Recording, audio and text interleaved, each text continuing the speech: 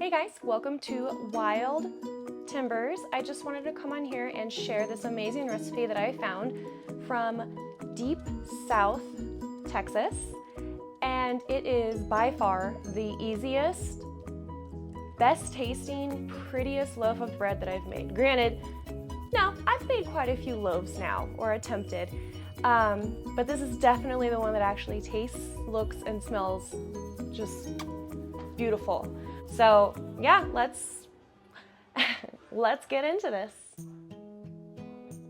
Okay, so as we get started, a little helpful tip that helped me out for sure in this process is to sift your flour first.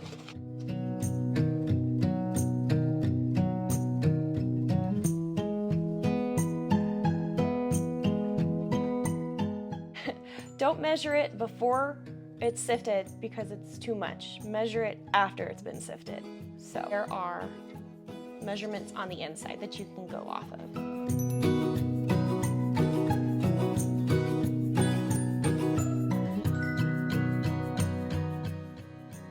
And for me personally, when I have leftover flour, which there almost always is, what I do is I just store it in a little jar.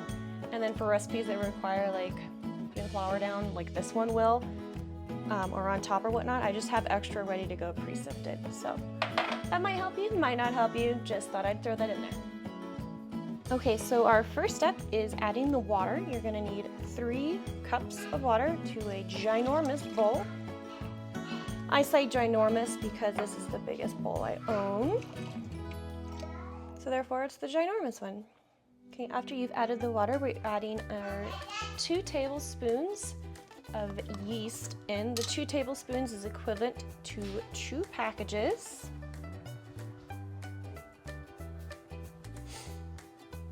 One.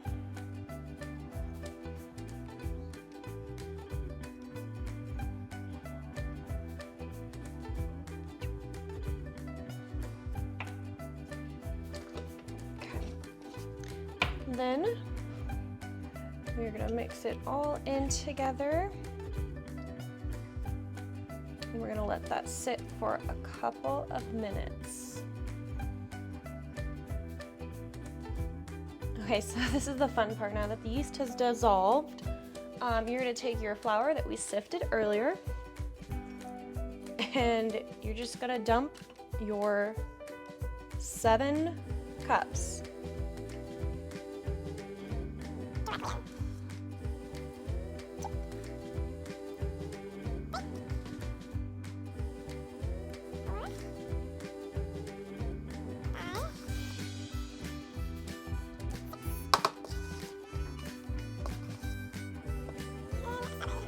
Those cups were a little skimpy, so boop.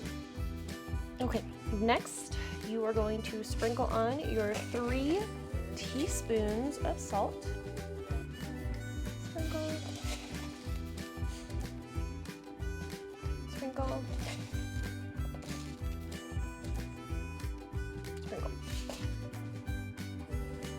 Okay, and then next we are doing our 2 tablespoons of oil, which I know in my previous loaf that I had uploaded, somebody said not to use oil for bread. I don't know if that's a preference or if it's, I don't know. I'm assuming it's their preference because the last couple of loaves I have made with this, I use olive oil, fantastic. I haven't had any issues with, so use whatever oil you think works well for you. Okay, and then you just mix it up. And the first time I was making this, I was like, what? Because I fast forwarded a little bit, and he doesn't break out a blender.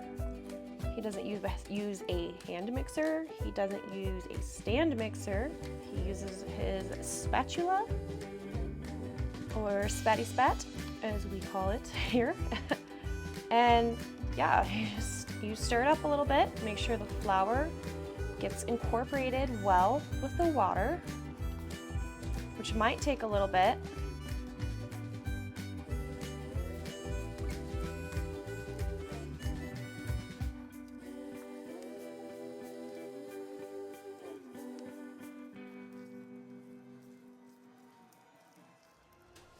Okay, now that it is all mixed in, well incorporated, we are going to scrape it out, put it on your counter, and knead it.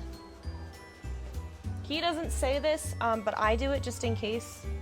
The first time I did it, I sprinkled or I sprayed Pam on my countertop so it wouldn't stick, but I actually didn't have too much of a problem. And then the second time I've made this loaf, I used a little bit of flour. So, get this bad boy out.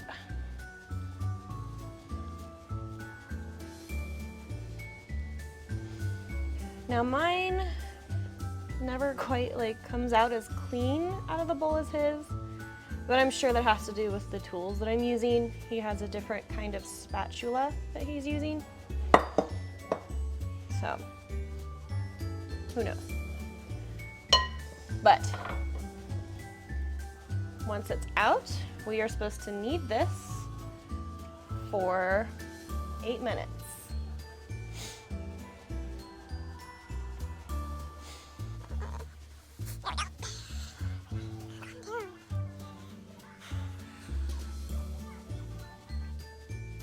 Okay, after you have kneaded it for 8 minutes, you're gonna throw a towel over it and let it rest for 3 minutes.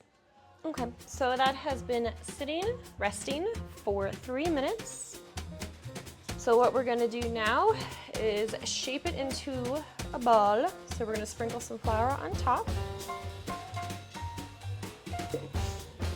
And I figured out he's not using a spatula, he was using a scraper. So like a for underneath, which would be helpful. But you can do it with your fingers too, because that's what I'm doing. I apologize if you can hear Aladdin in the background, which is what my child is watching. Flip it, flatten it out a little bit.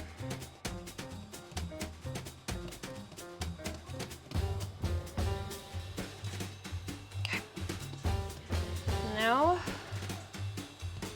we're going to shape it into a ball.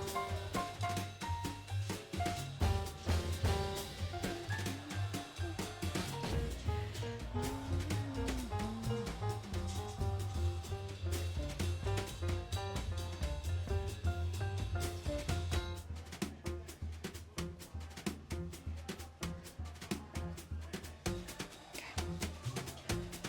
Nice. Ball.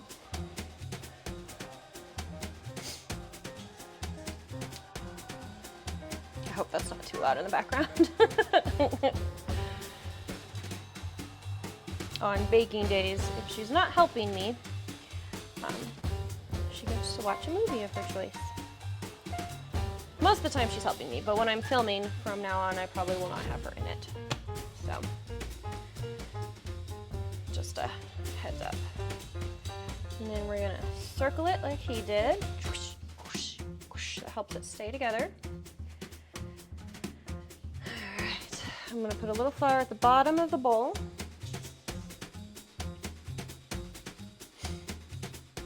Okay, look at that beautiful little ball.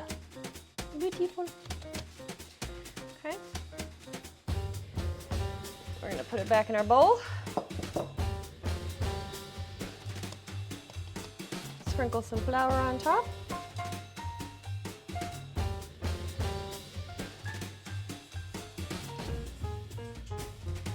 And cover and let it, oh, there's a hole in this towel. Poop. Cover it, let it sit 1 hour. We'll be back. Okay, so it has been an hour for our bread to rise. I would say it has definitely, I am going to dust this part again just real quick, just a little bit. He also suggested to dust the top again. Okay, so anyways, we're back. What he did was he used his scraper to kind of get it off the edges. I don't have a scraper, so we are just gonna kind kind of use our fingers, which are clean, by the way, to get this out of the bowl.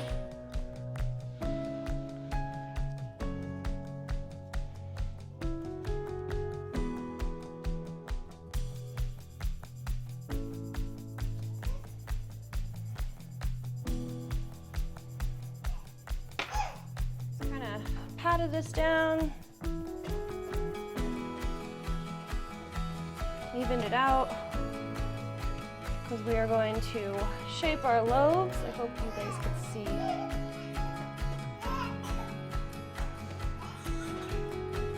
So to cut it, I don't have the tool that he has, so I just use this knife.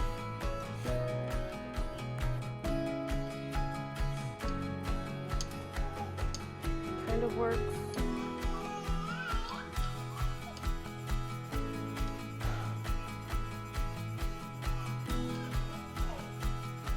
Yes, I just poked my finger. All right. Split.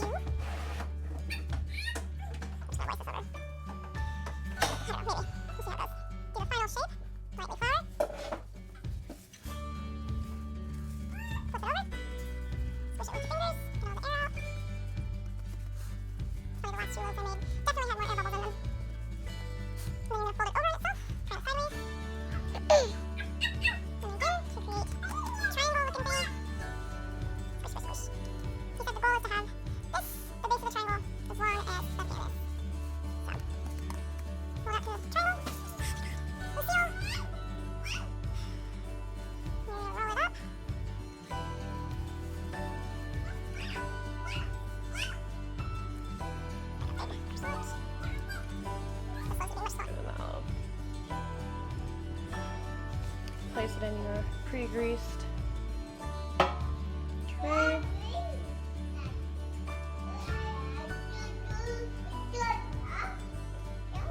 Like so.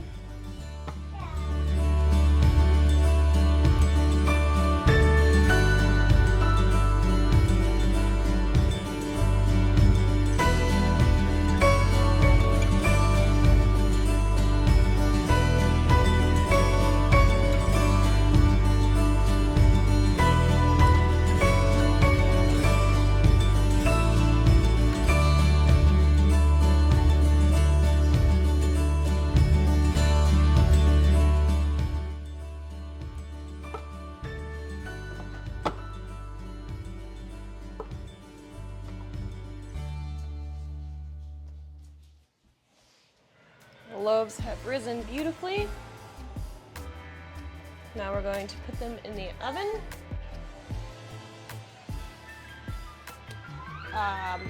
for 40 minutes at 400. Loaf number 2 goes in. So those loaves should have risen for 1 hour. He did suggest to set a 30-minute timer first. After that 30-minute timer goes off, preheat your oven to 400 degrees. Then set another timer for 30 minutes. Once that is completely done, your loaves have rose over the hour, which we saw they did. Put them in the oven for 40 minutes at 400. Now, he does say to check them at 35 minutes. The first time I made this recipe, I went the whole 40. Turned out perfect. Second time I did the recipe, I did the 35. Now, it is softer at 35, but I feel like the inside wasn't quite as cooked as well as it probably should have been. So we're gonna kind of try to find a medium this time around. So we have 10 minutes and a couple seconds left on the timer. So see you guys when we pull out the bread. Okay, so I'm stopping it with like a minute till I needed to take them out. So we're only going 39 minutes instead of the full 40 because I feel like they're ready to come out.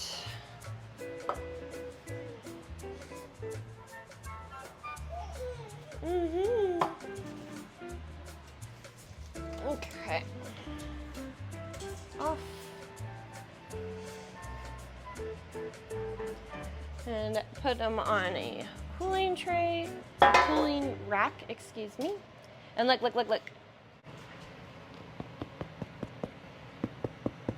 You hear it? I get it now. Anyways, this beautiful bread. Okay, so there they are, my beautiful loaves. Okay, my beautiful bread. So he does say, however, to let them cool before you kind of wipe them with butter so they look super beautiful. But yeah, the easiest, best tasting bread recipe that I have made thus far. And granted, I've only made a handful of recipes. This is a staple. This is one that we will continue eating for sandwiches, and this probably would make good garlic bread. But anyways, this is a staple. So I hope you guys enjoyed. I will put the full ingredients, in case you didn't get it, in the description below. Have a great day. Bye.